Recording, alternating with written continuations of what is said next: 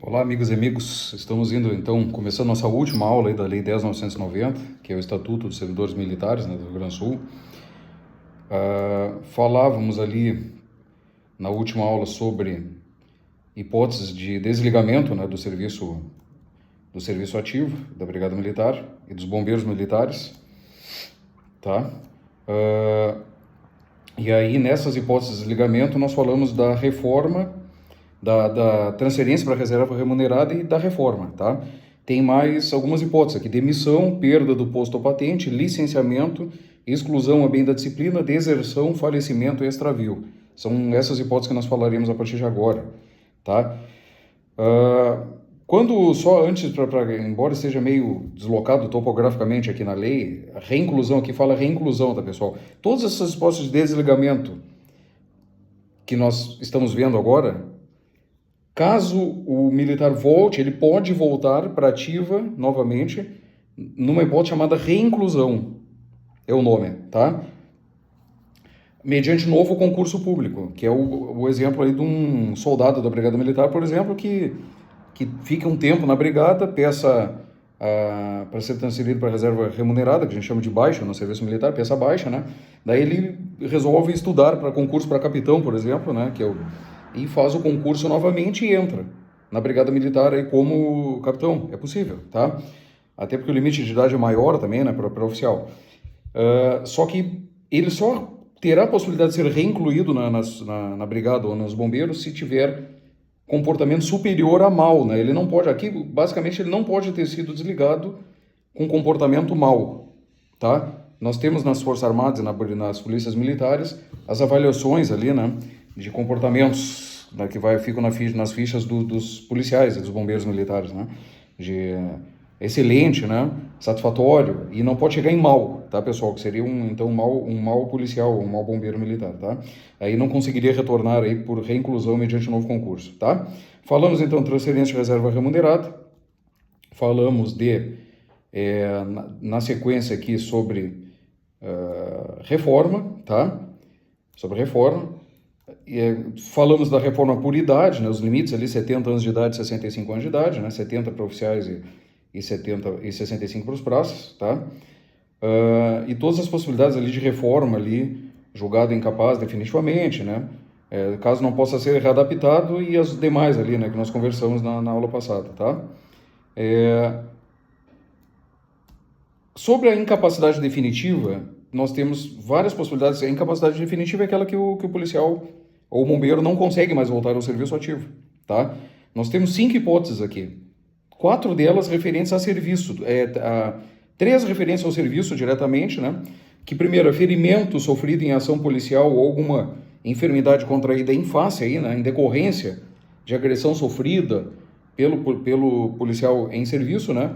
Acidente em serviço e doença ou enfermidade contraída aí em razão do serviço, tá? Nessas 3 hipóteses, e mais a próxima aqui, que é a quarta, ela cita muitas doenças aqui: tuberculose, alienação mental, neoplasia maligna, né, que é o câncer, cegueira, hanseníase, paralisia irreversível, por aí vai. Síndrome da imunodeficiência adquirida, né, e por aí vai. Então, quando nessas 3 hipóteses aqui, que tem a ver com o serviço, né, uma doença, um ferimento em serviço, e na hipótese dessas doenças que são expressamente elencadas aqui, o policial tem algumas benesses aí na reforma, e a principal delas é a remuneração, né, integral, tá? Com a remuneração integral. E a última que fala assim: acidente, doença, moléstia, enfermidade sem relação de causa ou efeito com o serviço, tá? As 4 primeiras que eu falei, o militar ele se aposenta com remuneração integral, e a última, que é uma doença ou uma moléstia que não tem nada a ver com o serviço, né? Que não se enquadra lá naquelas doenças taxativas que estão lá, ou adquiridas em serviço, o militar, ele se aposenta proporcional ao tempo de serviço, tá? Então a aposentadoria seria proporcional, não seria a mesma remuneração da ativa, tá? E no caso, também aqui fala assim, ó, que se for em face de agressão sofrida em serviço, né, que é a primeira hipótese, que ele tem que se aposentar por reforma, por exemplo, um militar que seja baleado, né, em serviço, não possa mais voltar ele é promovido extraordinariamente para um posto acima, tá bom? Então, por exemplo, um sargento e um segundo sargento é promovido para primeiro tenente, aí, que é a graduação logo acima, a título de exemplo, tá? Então, é isso, tá? Remuneração integral nas quatro primeiras hipóteses, remuneração, aposentadoria parcial na última hipótese, que seria uma doença que não tem a ver com serviço, tá? Não tem nada a ver com serviço, beleza? E mais, não esqueçam dessa, inciso 1, que é a progressão, né? Ele consegue, então, uma promoção extraordinária aí, porque foi em decorrência aí da ação direta ali, uma agressão sofrida em serviço, tá? Daí o militar ele é reformado, né? E ele passa por inspeções de saúde, conforme nós falamos na Constituição Federal, tá? Se a doença dele for curável, ele conseguir se curar mesmo depois de reformado, ele pode voltar. Só que o prazo que fala aqui não pode passar de 2 anos afastado, aí, aposentado por invalidez. Se passar de 2 anos, ele já não volta mais, tá? Então o limite é esse o tempo aí. Ele pode ser submetido a novas avaliações médicas, né, pela Junta Militar de Saúde, mas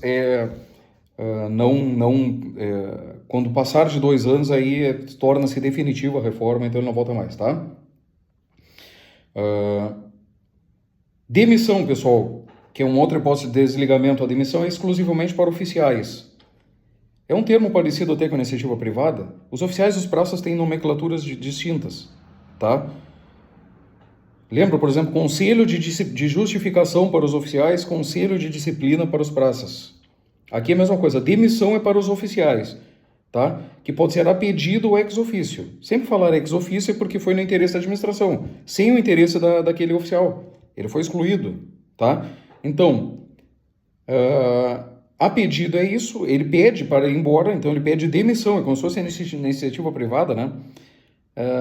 Um funcionário de uma empresa que diga assim, eu quero a minha demissão, tá? É semelhante o termo. Isso aqui é um termo meio diferente, porque a gente está acostumado no serviço público civil, que isso aqui se chama exoneração no serviço público civil. E demissão no serviço público civil significa punição disciplinar. Aqui não. A demissão não é punição disciplinar em princípio, né? É a saída, a exclusão do oficial dos bombeiros ou da brigada, que pode ser a pedido ou ofício. Ele pede a demissão dele, tá? Ou de ofício. Demissão a pedido. Se ele pedir para ir embora, ele tem, olha só, será concedida sem indenização aos cofres públicos quando contar com mais de 5 anos de oficialato, tá? E com indenização, com os gastos aí da sua preparação e formação, que é a escola de oficiais, né? Caso conte com menos de 5 anos de oficialato. Esse prazo de 5 anos é o mesmo prazo para a estabilidade. A estabilidade dos militares, dos bombeiros e da brigada é com 5 anos, tá? Diferente do serviço público civil, que é 3 anos, lembra? Para quem já fez concurso na área civil, ou quem é civil, sabe que é 3 anos a estabilidade. Tornam-se estáveis na brigada e nos bombeiros militares 5 anos. Então, se o cara pedir para ir embora, pedir demissão oficial, passados 5 anos, ele não precisa cobrir os gastos que foram que os cofres públicos, que o governo do estado, né, que o estado do Rio Grande do Sul teve ali para a sua formação na escola de oficiais. Se for menos do que 5 anos, ele vai ter que pagar, tá? Tem outras informações aqui. Quando o oficial ele faz um curso ou estágio com duração superior a 6 meses e inferior a 18 meses, olha quanta decoreba para cair no concurso, entre 6 e 18 meses, tá? Ele só não é obrigado a indenizar se passados 3 anos do final do curso. Então, um curso de 6 a 18 meses, ele fez um curso qualquer, sei lá, curso de algum curso lá de oficiais que ele resolva fazer para se especializar, ele já é oficial, tá? Entre 6 e 18 meses o prazo do curso. Ele só não paga, só não indeniza o Estado pelos gastos que ele teve para esse curso se passou mais do que 3 anos, tá? Mais de 3 anos. Se for menos de 3 anos, ele tem que pagar. Beleza? E se o curso for superior a 18 meses, um curso ou um estágio, com mais de 18 meses, aí o prazo é 5 anos.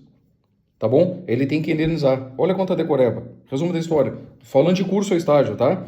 O cara já é oficial, fez o curso, um curso entre 6 e 18 meses durou o curso desse oficial, tá?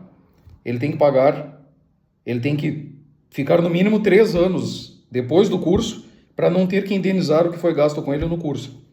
Se o curso durou mais do que 18 meses, ele vai ter que ficar na brigada ou nos bombeiros militares por no mínimo 5 anos. Caso contrário, ele vai ter que pagar o que foi gasto com ele, tá bom?